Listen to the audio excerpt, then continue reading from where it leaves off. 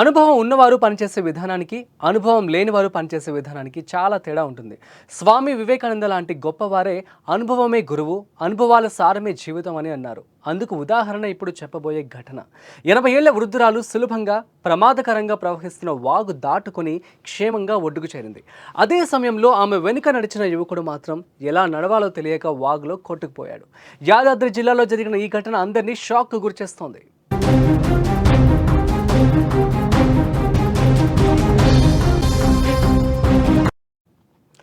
ఈ వీడియోలో మీరు చూస్తున్న ప్రాంతం యాదాద్రి భువనగిరి జిల్లా బీబీనగర్ మండలం గూడూరు వద్ద చిన్నేటి వాగు. ఇటీవల కురుస్తున్న భారీ వర్షాలకు హైదరాబాద్లో మూసీ నదికి వరద పోటెత్తింది. దీంతో దిగువన ఉన్న వాగులు వంకలు పొంగి పొర్లుతున్నాయి. గూడూరు వద్ద చిన్నేటి వాగు వద్ద కూడా వరద ప్రవాహం ప్రమాదకరంగా ఉంది.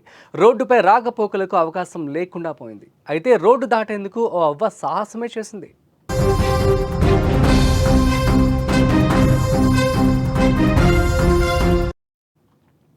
వరదను అంచనా వేసుకుంటూ వరద ఉధృతిని తట్టుకుని వాగు ప్రవాహాన్ని దాటింది ఆ అవ్వ. అయితే వెనకాలే 23 ఏళ్ల యువకుడు వరద ఉధృతిని దాటే ప్రయత్నం చేశాడు. సునాయాసంగా ఆమె వాగును దాటి వెళ్ళగా అతడు మాత్రం వరద అంచనా వేయలేక బలైపోయాడు.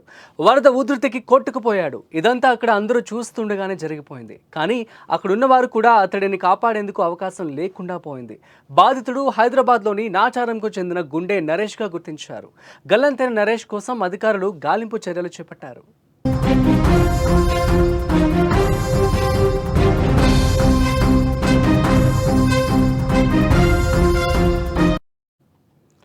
సో యాదాద్రిలో జరిగినటువంటి ఈ ఘటన మనం చూస్తున్న విజువల్స్లో అక్కడ అవ్వ చూడండి ఎంత చక్కగా వెళ్తూ ఉందో. అవ్వ వెనకాలే ఉన్నటువంటి ఈ వ్యక్తి మాత్రం చాలా చిన్నగా అడుగులు వేసుకుంటూ వెళ్ళి అలా వెళ్తూ ఉన్నాడు, జారిపోయాడు. సో చాలా దూరం వరకు కొట్టుకుపోయాడు. అయితే అక్కడ ఉన్నటువంటి పోలీసులు కావచ్చు, అక్కడ ఉన్నటువంటి వ్యక్తులందరూ కూడాను అతడిని వెతికే ప్రయత్నం అయితే చేస్తూ ఉన్నారు.